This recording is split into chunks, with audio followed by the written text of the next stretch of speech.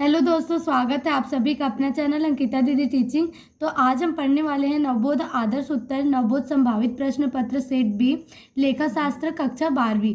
तो जो हमारा क्लास 12th है ना, उसका जो अकाउंट सब्जेक्ट है उसका हम लोग को आदर्श उत्तर के द्वारा 4 सेट में क्या मिला है, इम्पॉर्टेंट क्वेश्चन मिला है। ठीक है, तो मैंने जो सेट ए है उसके बारे में पूरा बता दिया है। ठीक है, तो आज से हम जो सेट बी है उसके बारे में पढ़ने वाले हैं, है ना। तो देखो, सेट बी का सबसे पहला खंड क्या है, आ है। ठीक है, देखो हमको जितना भी जो एग्जाम में क्वेश्चन पेपर मिलेगा, है ना, वो कितने खंड में रहेगा, 3 खंड में रहेगा, आ ब और स।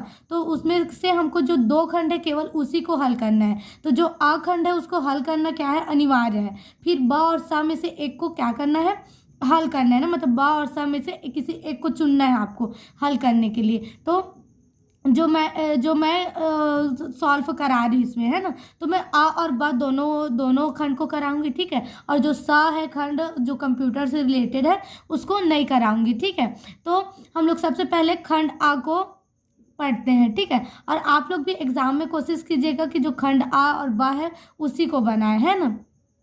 तो देखो, खंड आ में आ किससे रिलेटेड है, साझेदारी फर्मों तथा कंपनियों के लिए लेखांकन। मतलब खंड आ में हम जितना भी क्वेश्चन पढ़ेंगे वो साझेदारी फर्म से रिलेट रहेंगे या तो कंपनी वाले जो चैप्टर है उनसे रिलेटेड रहेगा। ठीक है, तो पहला क्वेश्चन क्या है, जो कंपनी के स्वामी होते हैं वो कौन होते हैं। जैसे कि पहला ऑप्शन दिया है अंशधारी, ऋण पत्रधारी, संचालक या इनमें से कोई नहीं। मतलब अंशधारी स्वामी होते हैं या ऋण पत्रधारी स्वामी होते हैं या संचालक, है ना। तो जो हमारे अंशधारी होते हैं वो क्या होते हैं, कंपनी के स्वामी होते हैं। ठीक है, तो हमारा ऑप्शन क्या हो जाएगा, ए ऑप्शन हमारा आंसर हो जाएगा। ठीक है, अंश। अब देखो प्रश्न क्रमांक 2 है ना, अंशहरण का प्रस्ताव किस सभा में पारित करने हेतु प्रस्तुत किया जाता है। अंशधारी, ऋण पत्रधारी, लेनदार या संचालक मंडल, है ना।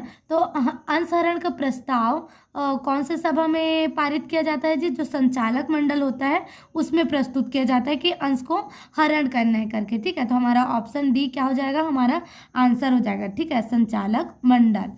एक सामान्य साझेदारी में साझेदारी की अधिकतम संख्या हो सकती है। मतलब एक सामान्य जो साझेदारी फर्म होती है उसमें जो साझेदारों की अधिकतम संख्या कितनी हो सकती है, 10, 20, 50 या 30। तो हमारा ऑप्शन होगा 50। ठीक है, मतलब जो हमारा ऑप्शन होगा वो सी होगा।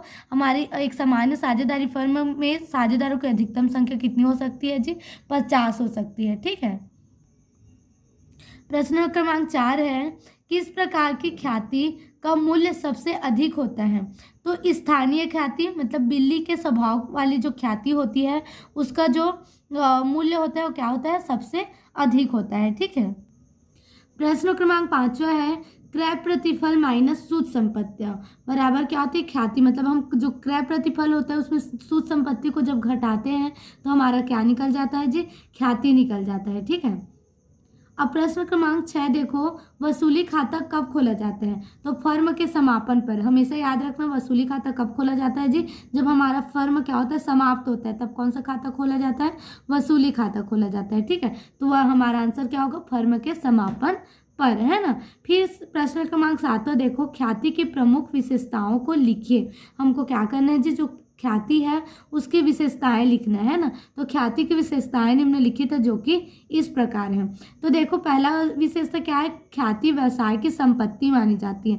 मतलब जो हमारी ख्याति होती है व्यवसाय की क्या है जी, संपत्ति है। ठीक है, दूसरा क्या है, ख्याति एक अमूर्त संपत्ति है जिसे देखा नहीं जा सकता और न ही स्पर्श किया जा सकता है, केवल महसूस किया जा सकता है। देखो, जो ख्याति हो हमारी संपत्ति तो है लेकिन कैसे संपत्ति है, अमूर्त है। अमूर्त मतलब क्या होता है, जिसको ना तो हम देख सकते हैं ना ही क्या कर सकते हैं, छू सकते हैं। ठीक है, केवल उसको क्या कर सकते हैं, महसूस कर सकते हैं ना। तो ख्याति क्या है, एक अमूर्त संपत्ति है जिसे ना तो देखा जा सकता है और ना ही छुआ जा सकता है, उसको केवल क्या किया जा सकता है जी, महसूस किया जा सकता है। ठीक है, तो ये हमारी ख्याति के क्या हो गया, दूसरा विशेषता हो गया, है ना। अब तीसरा क्या है, ख्याति अधिक लाभ अर्जित करने में सहयोग प्रदान करती है। ठीक है, देखो ना, हमको लाभ जो ख्याति होती है क्या है, अमूर्त संपत्ति, जो किसके वजह से आती है, हमारे व्यवहार की वजह से आता है, हमारे जो वस्तु की गुणवत्ता होती है, उचित मूल्य होता है, ये सब की वजह से क्या होता है, ख्याति बढ़ता है ना। तो मतलब जो हमारे फर्म में हमको नॉर्मल सामान्य लाभ होते रहते हैं, उसको अधिक बढ़ाने में कौन मदद करता है जी, ख्याति मदद करता है। ठीक है, तो उसी को बोल रहा है ख्याति अधिक लाभ अर्जित करने में सहयोग प्रदान करती है। ठीक है, अब चौथा क्या है, विभिन्न व्यवसायों को अलग अलग कारणों से ख्याति प्राप्त होता है। देखो यहाँ बोलना क्या चाह रहा है, जैसे कि जो व्यवसाय हो बहुत प्रकार का होता है। ठीक है, विभिन्न व्यवसाय, तो जरूरी नहीं है सभी व्यवसाय को केवल एक ही कारण की वजह से लाभ हो, है ना। तो जितने प्रकार का व्यवसाय होता है उतने प्रकार के कारण भी होता है ख्याति प्राप्त करने का, है ना। तो उसी को बोल रहे हैं विभिन्न व्यवसायों को अलग अलग कारणों से क्या होता है, ख्याति प्राप्त होता है। कोई अपने अच्छे जगह में दुकान होने की वजह से ज़्यादा लाभ प्राप्त करता है, तो कोई किसी का व्यवहार अच्छा होने की वजह से ख्याति प्राप्त करता है, तो किसी के दुकान का जो माल रहता है वो बहुत अच्छा क्वालिटी का रहता है और उचित मूल्य पर मिलता है, इसलिए ख्याति प्राप्त करता है। मतलब हमारे जितने भी प्रकार जितने भी व्यवसाय हैं सभी को ख्याति प्राप्त करने के जो रीज़न है क्या हो सकते हैं, अलग अलग हो सकते हैं। ठीक है, जरूरी नहीं है एक कुछ है तो दूसरा का भी वही होगा, है ना।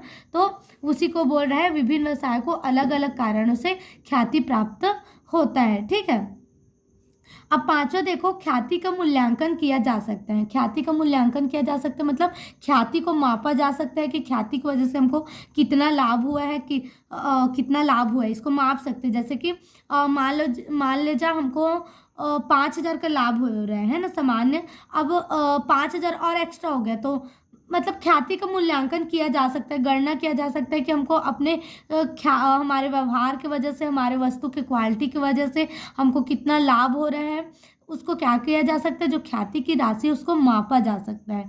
ठीक है, छठवा क्या है, ख्याति का मूल्य सदैव स्थायी नहीं होता। मतलब जरूरी नहीं ख्याति से जो हमको लाभ प्राप्त हो रहे हैं वो हमेशा एक ही प्रकार का हो, वो अलग अलग हो सकती है। ठीक है, कभी ज़्यादा भी हो सकता है ख्याति की वजह से हमको लाभ, कभी क्या हो सकता है, कम भी हो सकता है। तो ये बदलते रहता है ख्याति के द्वारा जो हमको लाभ प्राप्त होता है वो। तो इसी को लिखा गया है, ख्याति का मूल्य सदैव स्थायी नहीं होता है। ठीक है, तो ये रहा आज का हमारा वीडियो, को हम यहीं समाप्त करते हैं। ठीक है, अब आगे का क्वेश्चन नेक्स्ट वीडियो में करेंगे।